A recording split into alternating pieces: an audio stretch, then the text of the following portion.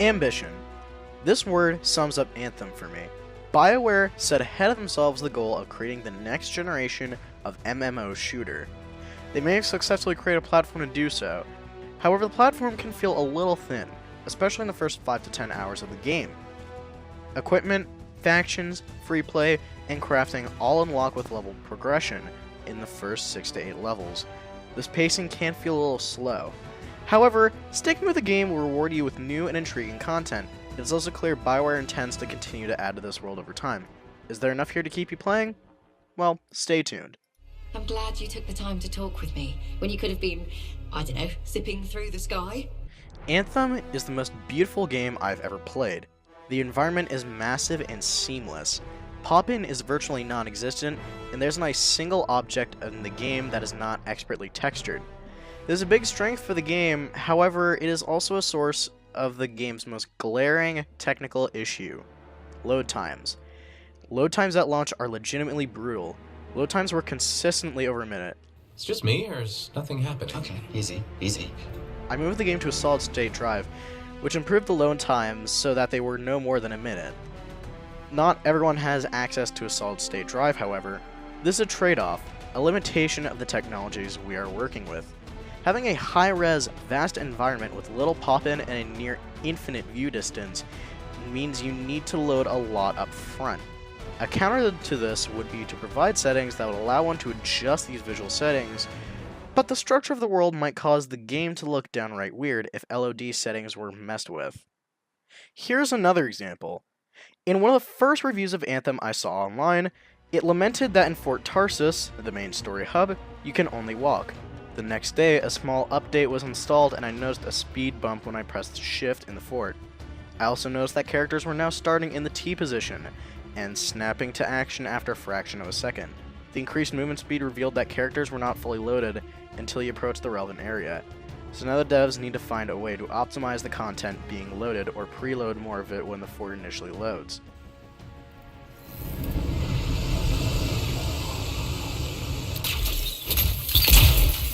Sound design is fantastic. The Shaper relics all resemble audio equipment. That plays in nicely with the Anthem creation, the song that literally shapes reality. As such, there's no place where sound and music are not applied.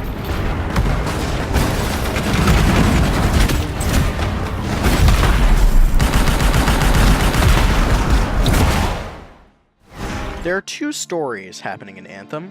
There's the main plot of the world. This needs to be the same for all players. Individual action cannot change the world, or the experience will be unequal for all players. Then there's the story of the freelancer in the fort. This is your personal story, and is more about how you develop yourself as a character.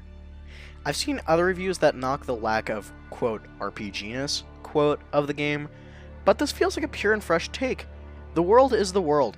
You can affect it no more or less than any individual on the planet. What you can change is how the world sees you and how you see yourself. The voice acting in the game is fantastic, and the physical action of the NPCs during conversations is varied enough that it's rare you realize that the gestures are procedural rather than animated for the specific piece of dialogue. Characters are deep and have complex but understandable motivations. Huh, right. Because the answer to the world is in some book? I don't think so. A lot more fun tricking around the jungle in a metal suit, scaring the crap out of grabbits. At the end of each conversation, the lighting around the NPC darkens before your character is free to look away. I love this artistic nod to the live theater, using visual cues to add to the dramatic end of a conversation. Dialogue is very well written. At first, the binary choice system seems limiting, but the choices are frequent and branching within character interactions. These small conversational choices can quickly change the tone and outcome of the conversation. The consequences of these conversations impact how you experience the fort, but not the main storyline, for obvious reasons. This also is clearly why the fort is not a social space. This can be seen as another trade-off or balance between personalized story and an MMO world. Don't worry, I won't spoil the game. At one point, you can take actions that will end with a new bakery opening in the fort. The ability to affect your world through action in an MMO is nice and ambitious. It would be wonderful to be able to interact with this new shop. There's nothing wrong with vanity consumables to add to the RPG toolbox. Hopefully BioWare will flesh out this personalization with more in the future. Touching briefly on politics, Anthem does an amazing job of clearly stating the political ideals of the universe without hitting you over the head with it or distracting from the storyline. There's a normalcy in the integration of diversity that in and of itself is progressive. Here's my favorite exchange of the game so far. Why don't you get yourself a javelin? You can be armor-plated and have jets. Yeah, I tried that for a while. Just didn't fit right, you know? Fort's got enough suits stomping around as it is. Wouldn't mind hiring a bouncer, though. You were a lancer? When? Where? What happened? Regulators have their own suits. It's not like Sentinels are gonna guard smuggler operations from scars, or outlaws, or wildlife. A nice profitable still in the jungle attracts a lot of the wrong crowd, you know. Took and fired all the bullets I ever want to. Plus, my wife likes it better when I keep regular hours, you know? This is the first, and I think only time this character's sexuality is revealed.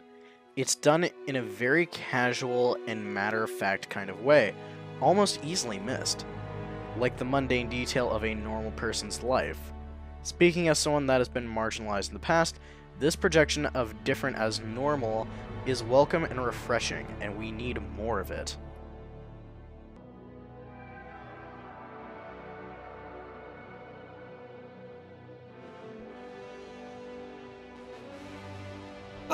Oh yeah, that's probably why you came in here. The combat is fantastic, and at higher difficulties is strategic, and teamwork is essential. Moments where your team is endlessly slaughtering enemies while trying to figure out the mechanics of an encounter can be very enjoyable, especially when you realize what you need to do to end the chaos. Each class plays uniquely, to the point where I found it difficult to choose a main javelin. Each suit has varied enough abilities that even the following descriptions of gameplay are likely only our own take on each suit, and there are literally dozens of playstyles per suit you could create. Some people might be mistaken in calling this game a looter shooter, as the abilities are varied enough that two suits can be played relying minimally on weapons.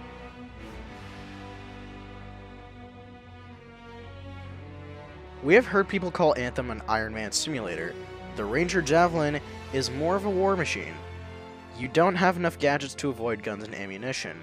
I found this playstyle to be very Gears of War. Limited hover time in the suit will find you on the ground, running between cover while reloading, and sometimes off-tanking a situation. You could play this character as a sniper, but there are two other javelins that are far better suited to that playstyle. The Storm is one of the most popular javelins, and I think it's because of its pure damage output. With the right loadout, you can play this character with almost never shooting a gun. Though my favorite setup with this javelin is a AoE freeze attack primer with a firebolt detonator and a devastator sniper rifle for when I miss my cooldowns. You are a glass cannon with massive damage output, if you are given freedom to execute your combos, so you will need a tank or some close quarters teammates to draw fire to let you do your dirty work. Many a stronghold has wiped on a 3-storm team. DPS isn't everything. This is my favorite javelin. Unreasonably fast, great at distracting enemies. Combo moves can provide temporary damage mitigation. This allows for a quick in and out playstyle. The setup I use is grenades primer, throwing stars, and my dual glaives, my melee, as the detonator. Again, rarely having me turn to my weapons, except in the most extreme firefights. It has a triple jump that is very similar to Mario in any 3D title, but this third jump can propel you forward faster than other javelins can fly. There's something thrilling about running to a location on foot and beating your entire team that flew with jetpacks. Big, slow, manual shield, shield charge, large-scale explosions, kill or be killed. This tank of a tank cannot move very fast. Avoiding fire is not an option.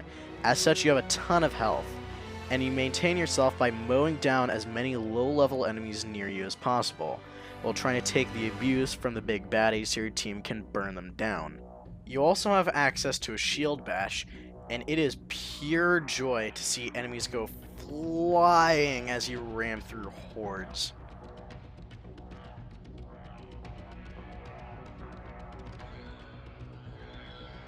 As much as it pains me to admit it, I have spent hours tweaking the designs of my javelin. There are 6 different areas on each javelin, where you can adjust material, color, and even shaders. It is genuinely enjoyable to see what your squad mates will look like, goofy, regal, or dark, whatever you desire. However, there's limited styles to buy at launch. You earn an in-game coin that can be used to buy all cosmetic items at a good pace, and I am looking forward to new gestures being added to the store in the future.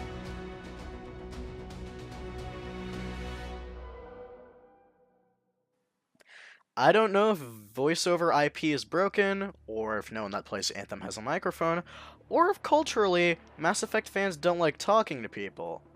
But in over 64 hours of gameplay, I found 2 other people with a microphone that were willing to communicate during an instance. This is a potential problem at higher difficulties, where running off shooting willy-nilly will do nothing for you.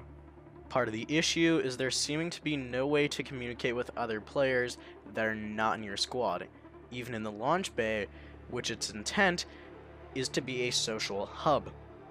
Group text chat for spaces like this to organize squads would be very helpful. Core gameplay is off the hook. Visuals are the best I have ever seen, especially on a game of this scale. I can't count how many times I'm forced to stop and just admire the beauty of the world. There's plenty to do off the start, but the world feels a little empty outside of core gameplay and mechanics in the early stages of the game. Group communication is necessary, so more tools are needed to facilitate connections between players that don't know each other in real life.